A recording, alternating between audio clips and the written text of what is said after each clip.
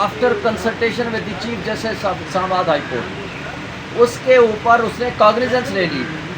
उसका कसूर सिर्फ इतना है कि उसने कह दिया फॉर्म 45 ले आओ।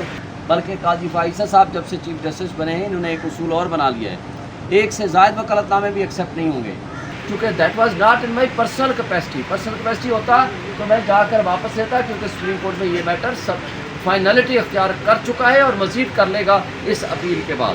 कल जो इस्लामाबाद हाई कोर्ट के केस की बात कर रहे हैं,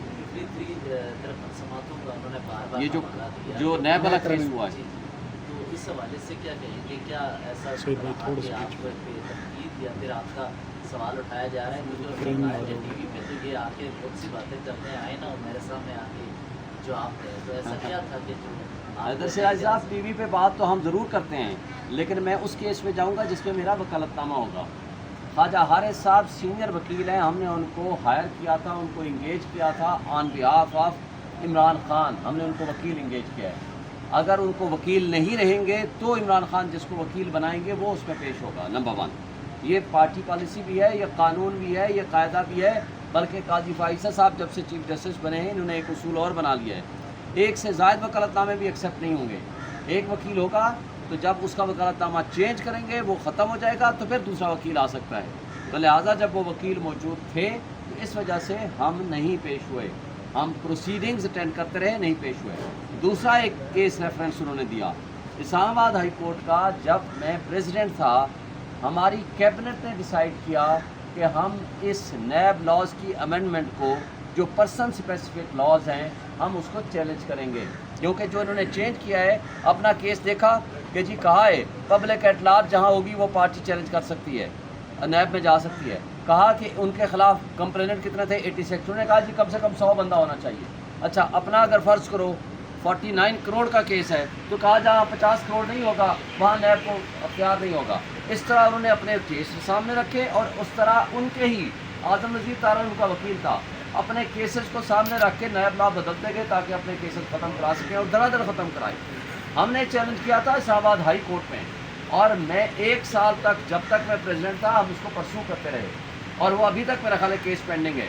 लेकिन चूँकि इस दौरान सुप्रीम कोर्ट का फैसला आ गया तो वो प्रैक्टिकली इनफ्रुक्चुअस हो गया, क्योंकि सुप्रीम कोर्ट के फाइनल ने अथॉरिटी होनी होती है, ओवर राइडिंग इफेक्ट होना होता है। और दूसरी बात, मेरा 1 साल का मैं प्रेसिडेंट था, दूसरे साल दूसरे प्रेसिडेंट आ जाते हैं, अब ये तीसरे प्रेसिडेंट आ चुके हैं, उसकी डिस्क्रिशन है उनकी कैबिनेट की, चाहे तो उस केस को कंटिन्यू करें, चाहे तो उसको वापस ले लें।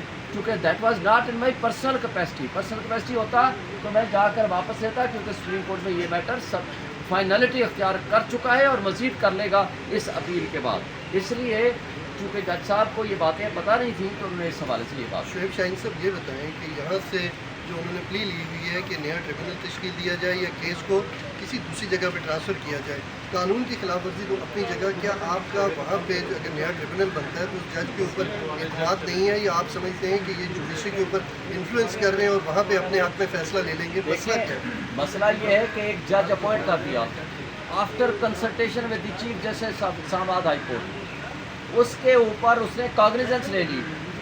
उसका कसूर सिर्फ इतना है कि उसने कह दिया फॉर्म 45 ले आओ।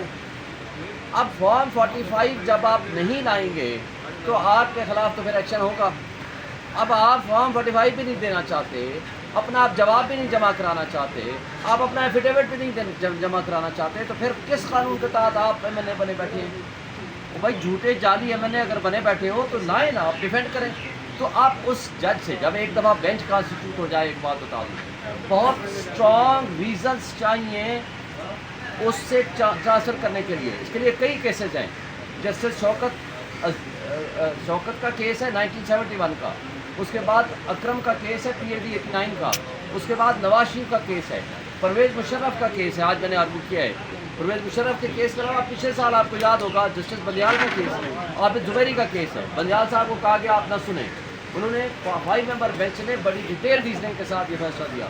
जस्टिस जवाद ख्वाजा का केस है इंडिपेंडेंट मीडिया कॉर्पोरेशन के नाम से, जज को जब आपने अलग कराना हो किसी प्रोसीडिंग से, जब जज की कॉन्स्टिट्यूट हो जाए तो उसके लिए बहुत स्ट्रॉन्ग रीज़न चाहिए, उसके लिए बायस होना और साबित करना ज़रूरी है, सिर्फ जो कि इतनी यहाँ सी बात जानना चाह रहा था कि अगर ये पंजाब में चले जाते हैं, वहाँ पे उस ट्रिब्यूनल में केस लगता है, क्या वहाँ पे जज जो है इनसे ये सवालात नहीं करेगा या वो एविडेंस नहीं मांगेगा? पहली यहाँ पे बात तो ये है मांगे? कि ये डिले करना चाहते हैं।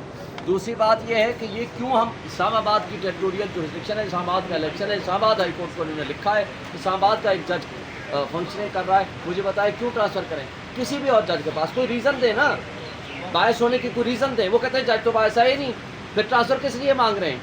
तो ये इसका वो क्या मतलब है बहुत तेजी से बेईमानी कर उनकी रहे है जो यहाँ एप्लीकेशन लेकर आए हैं।